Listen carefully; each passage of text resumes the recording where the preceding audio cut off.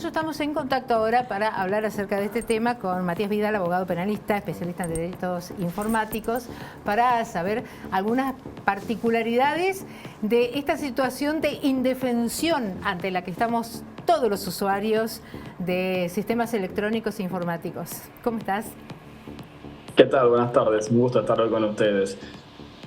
¿Qué tal, Matías? Bueno, algo que nos preocupa y mucho, ¿no? Cómo estar atentos a estos robos, a estos actos delictivos, porque ya no sabemos cómo protegernos. Y una de las cosas que más utilizamos es el home banking. Justamente para no ir al banco por comodidad o por lo que fuera, abrimos mucho desde nuestro teléfono el home banking. Abrimos y muchas veces también lo dejamos abierto. Se deja abierto, Sí. para volver a ingresar. Y de todas formas, cuando vos abrís el home banking tenés un periodo de tiempo que te lo cierra automáticamente, ¿no? O sea que se cierra, pero hay un tiempo que se mantiene abierto. ¿Qué hacemos con eso? ¿Cómo es la forma en que te pueden hackear la cuenta?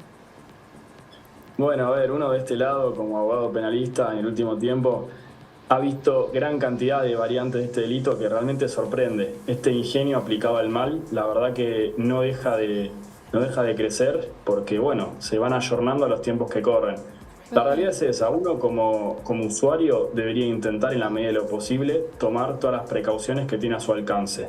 Y tenemos una serie de cuestiones que son básicas, que a veces por básicas se pasan por alto, pero está bueno recordarlas. Por ejemplo, clave de acceso a cada una de las aplicaciones, sobre todo las financieras, tratar de utilizar la autenticación en 2 pasos, esto de que pones la clave y te manda un mail o te manda un mensaje de texto o en fin, algún otro mecanismo que dificulte un poquito más el acceso a las cuentas. Claro, que te pide que revises tu dispositivo móvil y te dice, si es usted, confírmelo a través de, te puede mandar un mail a lo mejor al iPad, si vos operás con varios dispositivos móviles, te lo manda a lo mejor a otro de los dispositivos desde el teléfono.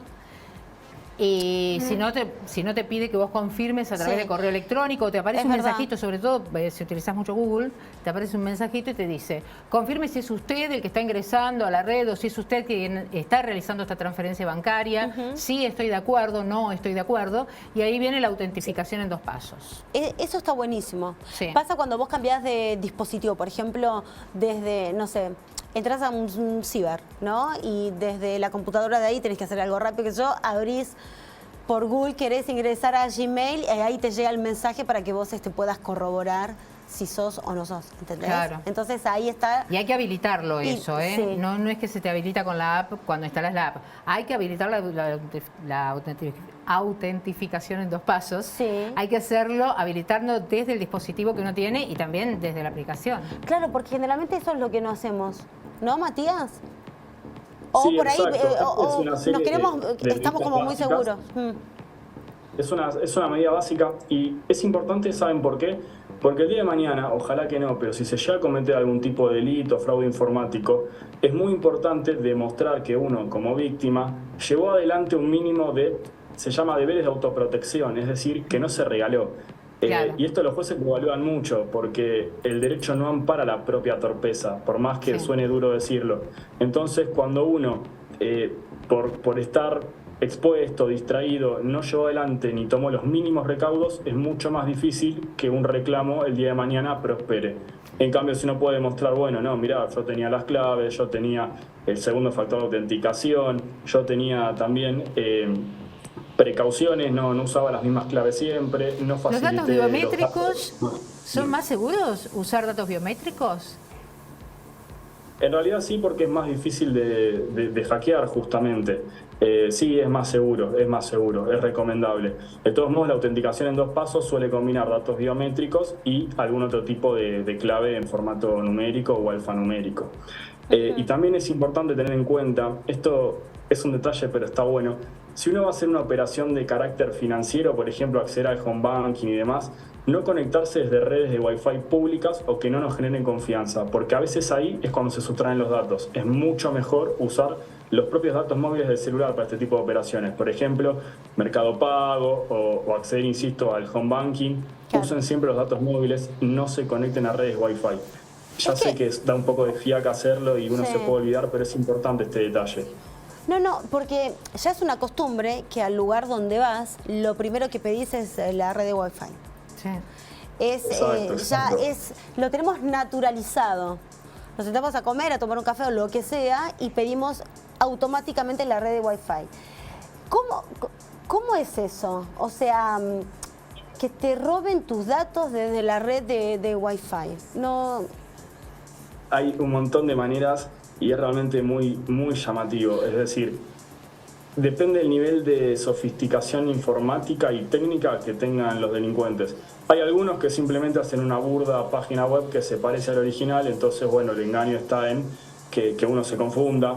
Otros te pueden mandar un mail con un archivo adjunto y ese archivo adjunto contener un virus. Ahí la recomendación es no abrir mails que entren al correo no deseado, que se sospeche que su proveniencia no sea del todo legítima. Pero bueno, sí, es cierto, uno también puede ser víctima de un delito de este tipo meramente por conectarse a un Wi-Fi. Lo que pasa es que del otro lado la persona tiene que tener una serie de conocimientos técnicos que son un poco más superiores que la media. Claro, pero la realidad es que se sorprenderían por lo que uno había esperado. Hay que tener cuidado con todo, Matías. La realidad es que sí, y quizás está bueno también señalar que uno, si lamentablemente, pese a haber tomado precauciones, sufrió un hecho de estas características, tiene posibilidades de reclamar. Eso es lo que te iba a preguntar.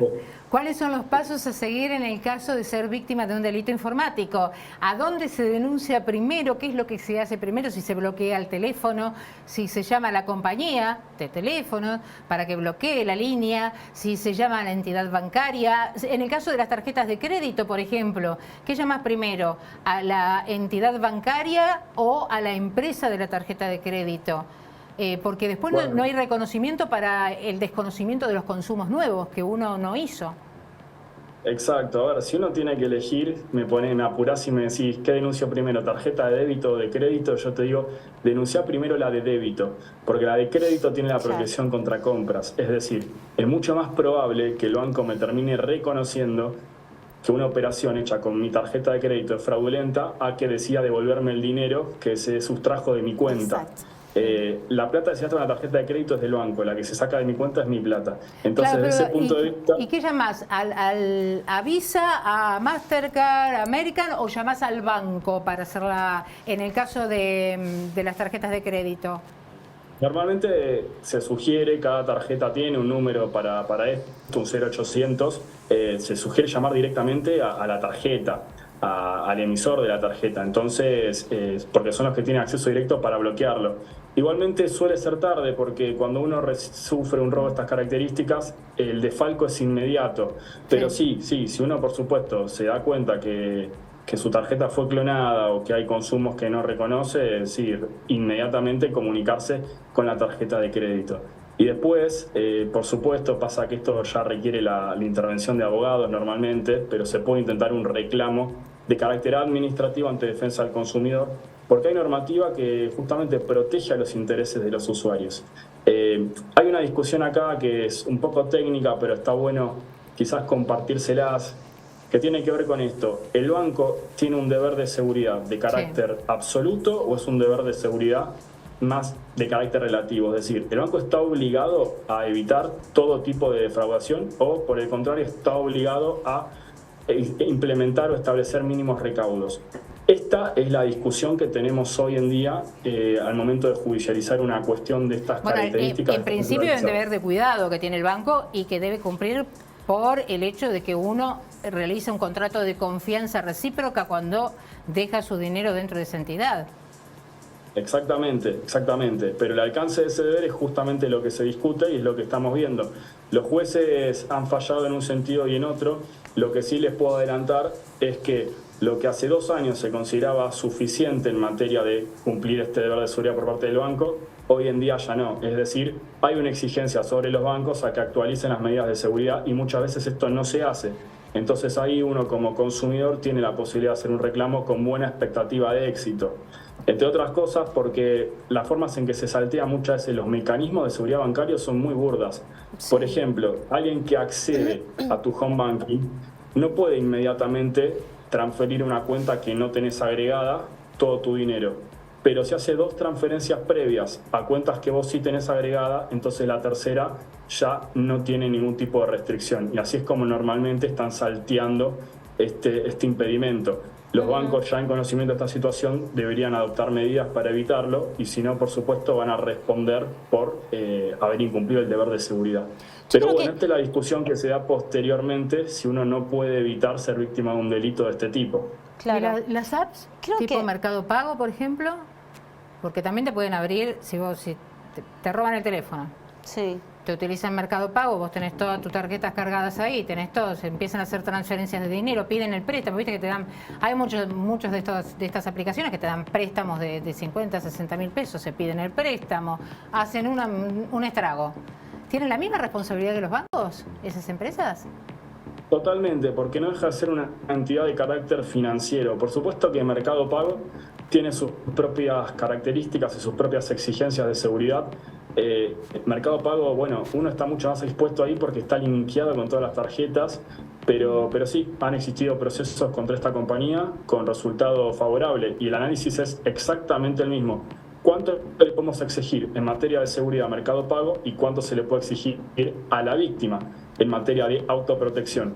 Por eso la sugerencia es: hagan todo lo que esté a su alcance para evitar ser víctima de un delito. Y si fueran víctima de un delito, pueden denunciarlo ante el área de cibercrimen de la Policía Federal. Es bastante sencillo, incluso las denuncias se reciben por mail. Y, por supuesto, se puede instar un reclamo para solicitar los daños y perjuicios. Ahora te roban la tarjeta de débito. Vas al cajero y te puedes sacar una cierta suma y después dejar pasar 24 horas. Creo que ahí, ¿no? Depende de la cantidad de dinero que tengas. Pero después hay muchas cosas que al banco se le escapa, como para uno sentirse protegido. La realidad, esto obedece a una cuestión de costos. Para el banco, y esto justamente también se está analizando en la justicia cuando llega un pronunciamiento de este estilo, el banco sabe cuáles son los riesgos y normalmente sabe por dónde están viniendo las maniobras fraudulentas. Tienen infraestructura y tienen conocimiento. Claro. Lo que pasa es que implementar y conocen la conducta precedente del usuario, además. Totalmente. Que tiene una conducta repetitiva y asidua por lo general. Cuando hay una conducta que es irregular o diferente, es fácilmente detectable. Por eso mismo, el problema es que implementar mecanismos de ciberseguridad es más costoso. Entonces muchas veces se especula con, bueno, en todo caso repararé los daños de los que reclamen y que lleguen a juicio, porque normalmente el reclamo en instancia administrativa y no suelen tener mucho resultado, porque piénsenlo de esta manera: si son 100 personas las que sufrieron el delito, quizás las que llegan ante un reclamo serán 20, y de esas 20 las que van realmente a fondo serán 3, 4. El banco prefiere arreglar con las 3, 4 personas y no implementar mecanismos para evitar que las otras 100 no sufran ningún tipo de infracción, de delito. Es un tema de costos, y esto obviamente no está bueno, es una práctica que la justicia normalmente le señala y le recrimina al banco. Por eso se suma y va aumentando esta exigencia en cuanto a deber de seguridad. Pero también es cierto que del otro lado, los delincuentes también avanzan, y es evidente que están asesorados y que hay especialistas que forman parte de estos grupos y bandas, porque en algunos casos llegan a usar programas y software muy sofisticados, como es Ramnit, que es un nuevo virus informático en forma de gusano que bueno, es muy difícil de detectar, ingresa a la computadora, roba toda la información, y uno quizás no se da cuenta hasta que es demasiado tarde. Es decir, ni siquiera... Ya te vamos a estar consultando, Matías, sobre ese tema, porque justamente te iba a preguntar sobre eso. Vamos a estar llamándote nuevamente para hablar acerca de este Ramnit, que realmente es un verdadero peligro para toda la información. Total. Toda la información, inclusive la información personal, familiar, que uno tiene dentro de una computadora. Doctor Matías Villar, muchísimas gracias. Ha sido un placer. A ustedes, hasta luego.